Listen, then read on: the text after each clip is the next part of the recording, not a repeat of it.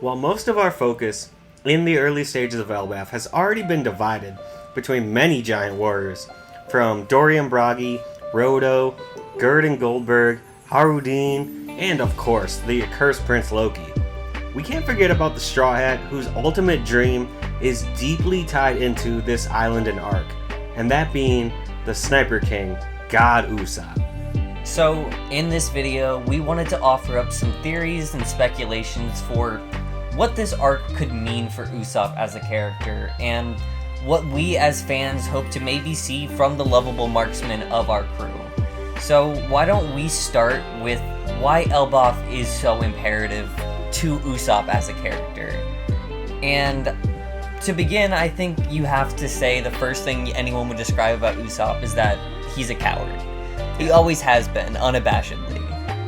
And he's essentially afraid of every island we've come across, whether it be wonderful or horrible. He always will come up with some kind of excuse as to why he can't be a part of it or why he can't go onto it. But all the way back in Little Garden, this was the one island he wanted to go to. He made the song with Luffy. He wanted to see the land of the giants. It had that sense of wonder in his eyes that you see with Luffy on every island. And I think it's mostly because he admires their culture so much, and he, at the time, maybe thought it would have been like a transformative experience for him to just be around these people. But at this chance, I think this is an opportunity in his eyes to become the man he wishes he went out to sea to become. The one he wishes he could have been for his mother when his dad wasn't there. I couldn't agree more, because, like you said, from the moment we met him, Usopp has always been seen basically as just an unserious and weak individual, faking and lying his way into infamy, usually through luck and the help of others, but never really through just strength and his own will. We've already seen a number of Usopp's early lies come true throughout the story, often in very comedic ways, but this is the land of his masters and inspiration for bravery in Dorian Bragi, and like his chance to really shift the narrative and go from kind of a buggy-like person who's got a lot of unearned titles, like, you know, the Sniper King, God Usopp, all that, more to a way that truly fits him as an individual, and he can really be proud of and say, I truly earned being a brave warrior of the sea. Absolutely. I think for a lot of the Straw Hats, it's like those big dreams they set out to the sea for, when they put their feet on that barrel, when they formed their crew to go into the Grand Line. This was what it was for Usopp. He wants to be a brave warrior of the sea, and putting that on a specific location means that you really have to live up to it when you get there. And that does lead us into our second question pretty well, being, what will this arc mean to Usopp's ultimate dream? And why don't you start this one? So to me, we've already, even in just the few chapters that we've got so far, seen him fighting his fears and instinct to beg for protection from others. He wants to, flip the script. He wants to change his tune. Most of the crew's dreams, they seem to happen at the end of finding the One Piece, or even after finding the One Piece. Nami, mapping out the world, Zoro becoming the ultimate swordsman. These are like truly endgame things. But for Usopp, he's always felt a little out of place on the crew. It feels like in order to reach the One Piece, he has to first realize his dream and become a true brave pirate, a true warrior of the sea, much like how Luffy has to get stronger with each major opponent he faces. Usopp needs to reach a new height of power and bravery before he can help his captain reach their ultimate goal. He needs to be able to walk into every island with that same sense of adventure that Luffy has, and not have it be the one place he's been looking for. He has to finally reach that threshold of, I'm ready to take on anything, and I can face it. I agree. I think for a lot of the Straw Hats, a lot of their end goals are very tangible things, but being a brave warrior of the sea is very subjective, and it's something that whether or when you accomplish it is very up in the air. So while it may be downplayed compared to the Monster Trio's growth in terms of how they've come a long way to these almost unattainable goals they set for themselves.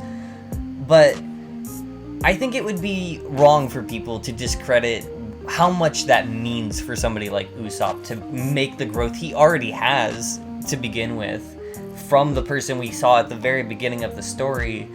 But where before I think Usopp thought Elbaf might have been, like I said, that chance to just become a brave warrior of the sea, to become someone he didn't feel like he was at all.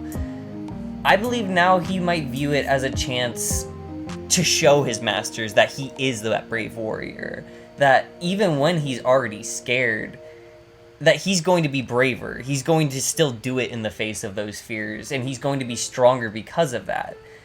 And obviously his physical strength is never going to rival that of Zoro or Luffy or anything like that, but I think what he's after is he wants to have the spirit of a giant. When you see him on the battlefield, you want to feel the presence of that person. And I think he has a real chance to do that. Yeah, he's still going to be a scaredy cat. He values his life. That's the same kind of argument he had with the samurai on Wano. But I think he's going to reach a point where he understands, I have something that's worth dying for. I'm not going to be afraid to die for it anymore. And I also think he's shown flashes of it even early on, especially when he fought Luffy, knowing that he wasn't going to come out victorious. He wants to get to the point that he can actually walk in there and say, I might not win, but I'll hold my own to the very end. That there won't be a decided winner until the very end. And I think that comes into our next question of what will it mean for Usopp to really become a brave warrior of the sea? Because to me, he'll never be fully on Luffy, Zoro, Sanji's level. But I think to him it's just that he won't have to look for them when he's got trouble. He's no longer going to have to call out for them for protection. He's not going to run away begging for his life. And he's not even going to shed any tears in the face of death, like on Wano, when he was ready to die. But it still clearly terrified him. I mean, he's even shaking now in Elbaf on the bridge. He still needs people to get him through it. Instead, I think he'll finally be the one stepping to the plate at the end of this and saving others that are in distress, taking the decisive shots that need to be taken when all the chips are down without faltering, without having to think about it. This will also likely, especially in this arc, bring him to a moment where he has to make a really difficult decision, maybe even take someone else's life in order to save an ally or innocent person. Again, without flinching. Yeah, I mean, it goes back to the argument Shanks mentioned with Higuma in the very beginning of the story, where it's like, you don't point a weapon unless you're prepared to use it. Usopp, when he used his slingshot, there's a reason it's not a firearm. He didn't have the conviction to have something like that. If you were to put a real firearm in his hands on this arc and asked him to save one of his allies' life with it, I think being that brave warrior of the sea would mean not hesitating to do that. I mean, let's just look at what his father just did recently. He was ready to take out a whole ship like that with the pull of a trigger. Usopp's never been that guy, but he's going to have to reach, at least to some level, that ability in order to be able to be the true marksman of the King of the Pirates. Absolutely. I mean, it's about conviction. For me, I think that's the big part about it. And I touched on it before, but the whole reason I think he looked up to the Giants wasn't just, wow, they're so strong, they don't have to be afraid of something because they're so big, but they aren't afraid at all to put tooth and nail their last breath on the line just to defend what they truly believe is right. Even if it's just a minor argument between the two of them. It means everything that they stand up for it. And I think what he's going to be looking for to become that here is he's going to realize what it is that means so much to him. And honestly, I think it's going to be his commitment to Luffy's dream. He was the first one of the crew that says he's going to be the Pirate King, and I think he's going to realize how much he means to that, because Luffy said so himself. He can't become the Pirate King without every one of those members specifically being there. Yeah, and that also ties into Usopp, how he started. He's needed every one of them to help him get this far. He's needed their protection. He needs to get to the point he no longer does. But to get to that point, he is going to need some better assets, some better tools in the arsenal. So our next question is, what sort of power-ups or abilities do you think Usopp might attain in this arc? And I can start on this one because I've been very frustrated with the fact, as an Usopp fan, we have not touched one bit on what seems like some incredibly powerful latent observation haki ever since Dressrosa. That is hundreds and hundreds of chapters that we have not touched on this at all since. It would be a crime if we didn't delve into it anymore on Elbaf, which is personally what I think is going to be his arc more than any other arc. In an own personal, selfish kind of way, I also want to see the return of an Usopp hammer, but like in a very Warforged, Mjolnir from Elbaf kind of hammer. Let him be a mini Thor, that'd be crazy. It would be awesome. That would be such a like fan service for me personally. But overall, I think I just want to see him coming out of this island as a man with conviction. I don't think he's going to be fearless in the sense where he's never afraid of something. But I think he's going to be fearless in the sense that when he is, he's not going to hesitate still. He's just going to be more on his game, I guess, more aware of the stakes at play, but he's not going to back down. I definitely agree. And to me, again, like you said, advanced observation haki, at least similar to Yasu, seems inevitable. Especially with how they built it up and the ways we're already seeing Dressrosa kind of parallel Elbaf as its beginning. But it also definitely feels like he needs a little more than that at this point, especially if he wants to really be considered a warrior. And that, to me, would take at least some level of Conqueror's haki. And it would be an especially cool moment. I don't know how fully you'd play it out, but I think it'd be really cool to call back also to Thriller Bark. When he said that his weakness, his fear, his negativity of himself is used as a strength because, he can't get any lower. If that somehow became his ultimate strength of when he's feeling the most fear, he becomes his strongest. He just suddenly unlocks this new level of ability that he can just suddenly tap into and, at least take down the lesser opponents and push back the greater opponents, that he can put himself on a level playing field and at least take his time to get ready for a real attack and plan out what he's doing. It would almost be like one of his lies coming reality just in the moment for him, but it wouldn't be an Usopp story if you didn't touch on some of his lies. As plenty of fans know now, most of them seem to inevitably come true, and that is kind of just part of his growing legend. So we figured we would ask, just simply, which of his lies do we think might have the most probability of coming true in Elbaf, and how that might help him reach that brave warrior status, if you wanted to start us off. Yeah, I can definitely start. Because to me, the claim that he made in Arlong Park, I have 8,000 hardened killers behind me. That's one of the big ones that has still yet to come to fruition. But it sticks out, because that's a big claim. And it just really seems like this is the perfect place for that to happen, especially on an island full of hardened killers, of the best fighters and warriors in the land for all of history, that this could happen. Most likely to battle Loki, but it could even be the government or potentially a pirate crew such as Blackbeard's that were trying to storm the island before they leave. Something like anything like that. We've seen you can never count out more players coming to the table. That he is the one leading the charge and has all of these great fighters behind him. And furthermore, it doesn't even have to all be giants, because we don't know how many giants are on this island. Even if it's not 8,000, Harudin has already been said to be here based off Dorian Bragi. So that could mean that some of the Grand Fleet is there. They could be coming behind. That's some or all of 5,000 that are already pledged to him. That's probably grown at this point. And that would also, again, it would tie in with Dressrosa and the Tantana Kingdom, led by Leo taking up arms behind him as a god. Yeah, I mean, if you want to find hardened killers, go to Warland, the birthplace of war, and ask a couple of those giants to follow him. But he's always kind of had a good impression he's left with the giants, so I wouldn't be surprised if this is where he rallies those kinds of forces. And I mean, he could even just talk to Dorian Bragi and be like, hey guys, I need to do this. And they're like, say less. Yeah. We'll rally the troops. We'll back you. We'll rally the troops, but you're leading us. But I have one that I feel like plays kind of close to that line. All the way back in Jaya, when they saw the shadowy figures of the Shandorans, and he was lying saying that he defeated giant shadows before.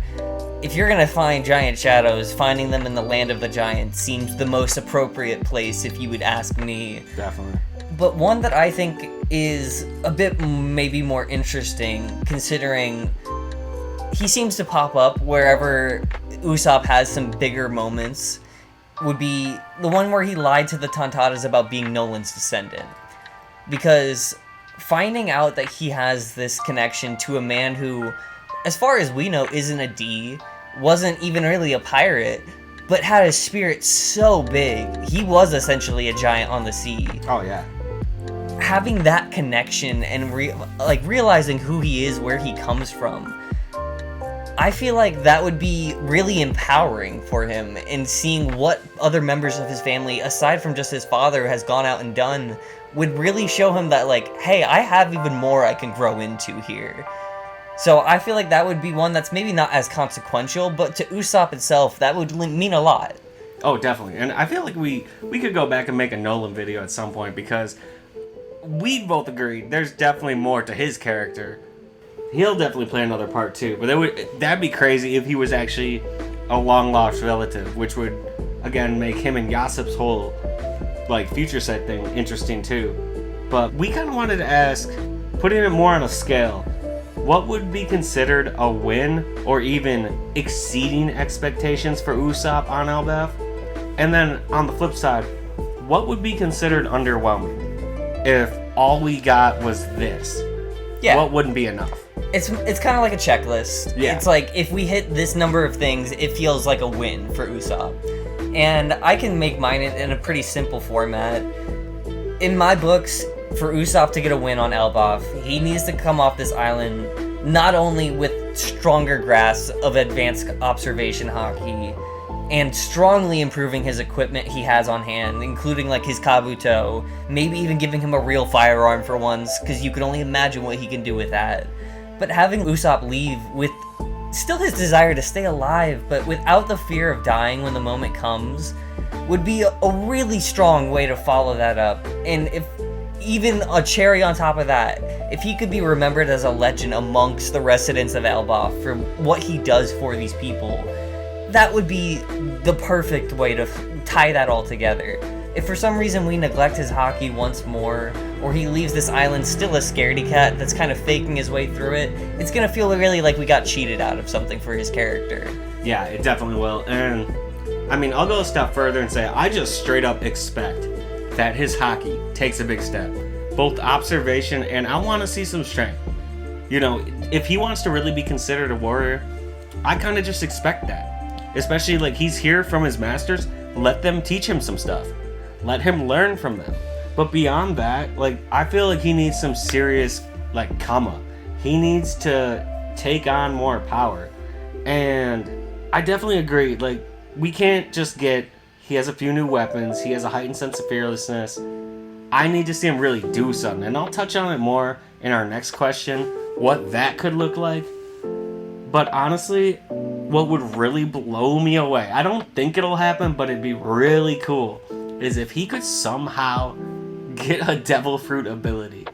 I don't think it'll happen, but that'd be so, like, exceeding expectations of Oda to be like, oh, by the way, like, this motherfucker who can snipe, now suddenly he's overpowered, he's got this insane ability. Like, he's done it before where suddenly, look, these guys are suddenly empowered. It's a new tier. It's like when Blackbeard got his second fruit. It's like, yeah, he's on another level now. Even like Kaku and Lucci, like, yeah, you know, it was very sudden, like, hey, eat this.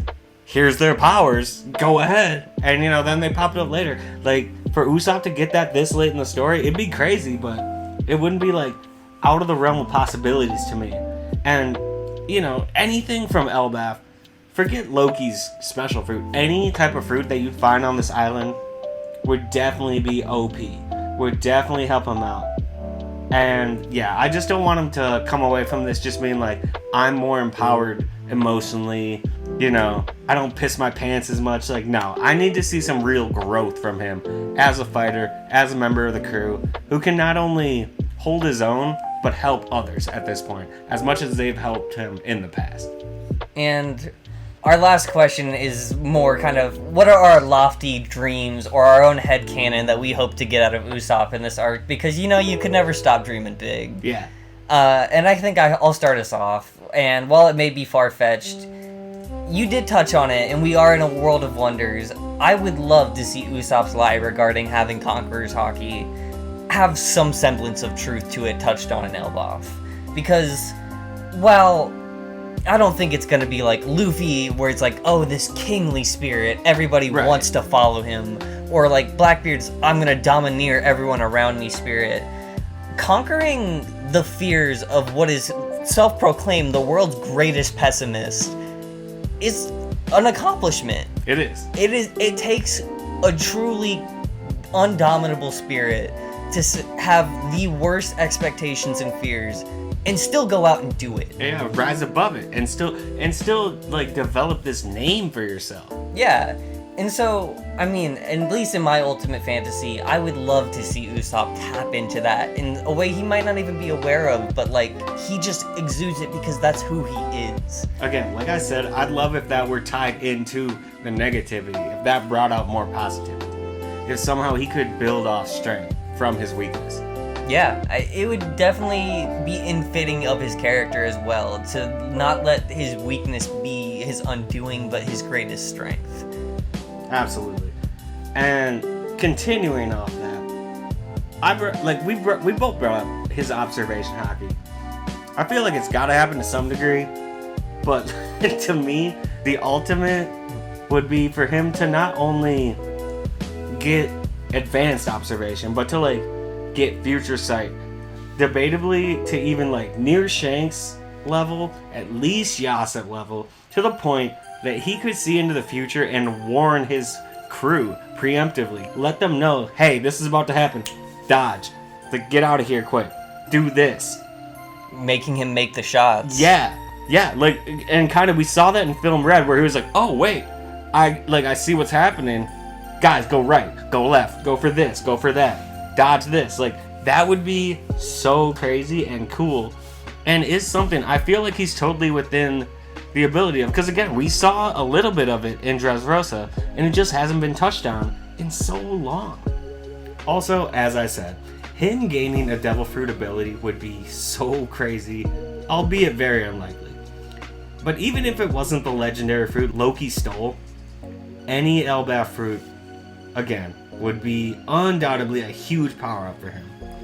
And lastly, and most realistic in my mind, if he were to play at least a crucial role in defeating Loki, or even potentially be the one to land the decisive blow, that'd be a pretty convincing way to say that I've earned the right to call myself a brave warrior of the sea. I defeated a sun god who ended the life of the king of the giants. You've earned your place among them. He'd essentially be the man who stopped Ragnarok. Yeah. He'd be a legend. Yeah. So, yes, he would absolutely earn it. And so, as Abe wanted to say, this is what seems inevitable for Usopp is... big dick moment coming soon. Absolutely. And while he may still be reasonably the scared member of the crew, by the end of this arc, Usopp might not be recognizable from the boy trembling in his boots that we met all the way back in Syrup Village. And by the end of Elbaf, we at least hope he'll mostly be that brave warrior of the sea he set out to become, with a truly deadly arsenal at his disposal, and the keen observation to make you feel as though he could kill you from anywhere, and maybe even a legendary status to go along with it. But you guys let us know in the comments what you hope to see from Usopp on this island. Please, we love this character, and we really hope that you guys are as excited for him on this island as we are. That's my boy, that's my homie. He's about to come up. Let's go. So like the video if you enjoyed, subscribe if it's your first time finding this channel, or if you want to see more content like this, and don't forget, Be crew.